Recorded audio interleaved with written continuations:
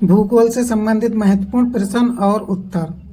भू आकृति विज्ञान क्या है? पृथ्वी की सतह पर उपस्थित विभिन्न आकृतियों के अध्ययन को भू आकृति विज्ञान कहा जाता है। भू आकृति विज्ञान जनक किसे माना जाता है? विलियम मॉरिस डेविस को। पृथ्वी के आंतरिक संरचना के मुख्य भाग कौन कौन से हैं? क्राफ्ट, मेटल और कोर।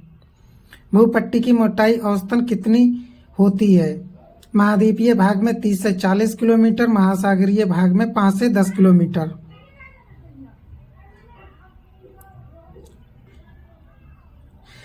सीमा स्थिरता सिद्धांत किससे संबंधित है? पृथ्वी की सतह पर प्लेटों की हलचल से।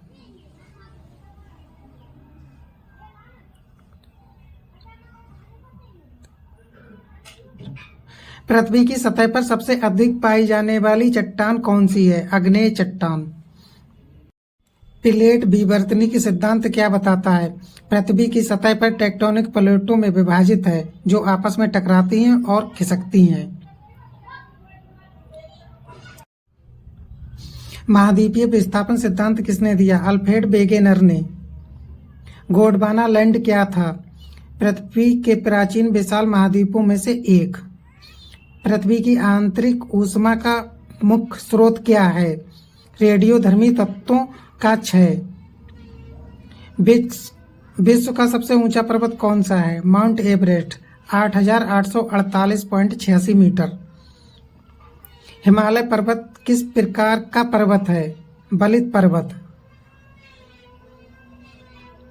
विश्व का सबसे बड़ा पठार कौन सा है? तिब्बती पठार।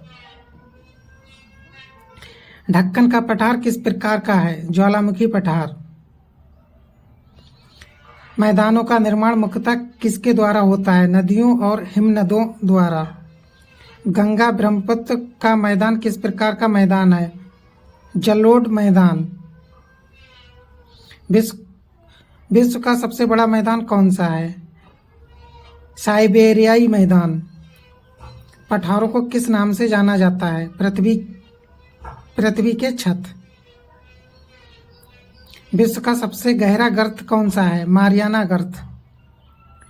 कौन सा पर्वत सबसे पुराना माना जाता है? अरावली पर्वत। ज्वालामुखी क्या होता है? पृथ्वी के अंदर गर्म चट्टानें जब बाहर निकलती हैं तो उसे ज्वालामुखी कहा जाता है। विश्व में सक्रिय ज्वालामुखी सबसे अधिक किस क्षेत्र में पाए जाते हैं? प्रशांत महासागर के रिंग ऑफ फायर में। भूकंप किसके कारण आता है? टेक्टोनिक प्लेटों के खिसकने या टकराने से। भूकंप की तीव्रता मापने के लिए कौन सा पैमाना प्रयोग किया जाता है? Richter scale. सुनामी क्या होती है? महासागरों में भूकंप या ज्वालामुखी विस्फोट से उत्पन्न ऊंची समुद्री लहरें। सबसे अधिक ज्वालामुखी किस देश में पाए जाते हैं? इंडोनेशिया में। सर्वाधिक भूकंप प्रवण क्षेत्र कौन सा है? प्रशांत महासागर का रिंग ऑफ फायर। भूकंप तरंगों को कितने भागों में बांटा जाता है? मुख्यतः 3 भागों में, पी तरंग, एस तरंग, एल तरंग। धरातलीय लहरें किस प्रकार की होती हैं? सर्वाधिक विनाशकारी। पृथ्वी की गहराई पर जाने पर तापमान किस दर से बढ़ता है? लगभग 1 डिग्री सेंटीग्रेड प्रति 33 मीटर। नदियों का उद्गम स्थल सामान्यतः कहाँ होता है? पहाड़ों और ग्लेशियरों में। विश्व की सबसे लंबी नदी कौन सी है? नील नदी 6550 किलोमीटर। गंगा नदी किस प्रकार की नदी है? सदानीरा नदी। नदियों द्वारा बनाए गए 3 मुख्य स्थल स्वरूप कौन से हैं? जलोढ़ मैदान, डेल्टा, एस्टुरी। विश्व की सबसे गहरी झील कौन सी है? बैकाल झील, रूस में। नदी के मुहाने पर बनने वाला त्रिकोणीय स्थल स्वरूप क्या कहलाता है? डेल्टा। भारत की सबसे बड़ी झील कौन सी है? बुलर झील, जम्मू कश्मीर। चिल्का झील किस प्रकार की झील है? खारे पानी की झील। सरता और नदी में क्या अंतर है? सरता छोटी जलधारा होती है जबकि नदी बड़ी जलधारा होती है।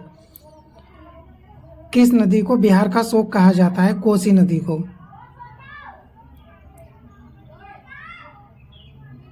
कटाव किसे कहते हैं? पृथ्वी की सतह से मिट्टी और चट्टानों का हटना।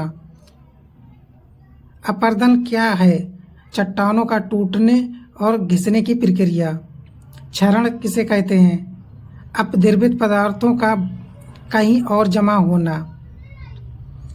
रेगिस्तानों में बनने वाली रेत की छोटी छोटी पहाड़ियाँ क्या कहलाती हैं? बालू के टिब्बे। हिमानी क्या होती है? जमी हुई बर्फ की विशाल चादर। विश्व का सबसे बड़ा हिमानी कौन सा है? लेम्बर्ट ग्लेशियर। पवन द्वारा बनाई गई भू आकृति एक उदाहरण दें। मशरूम चट्टान। सबसे अधिक वर्षा वाला स्थान कौन सा है? मासिनराम, भारत। रेगिस्तान में पाई जाने वाली शुष्क नदियों को क्या कहते हैं? बाड़ी। किस नदी का डेल्टा सबसे बड़ा है? गंगा ब्रह्मपुत्र का डेल्टा।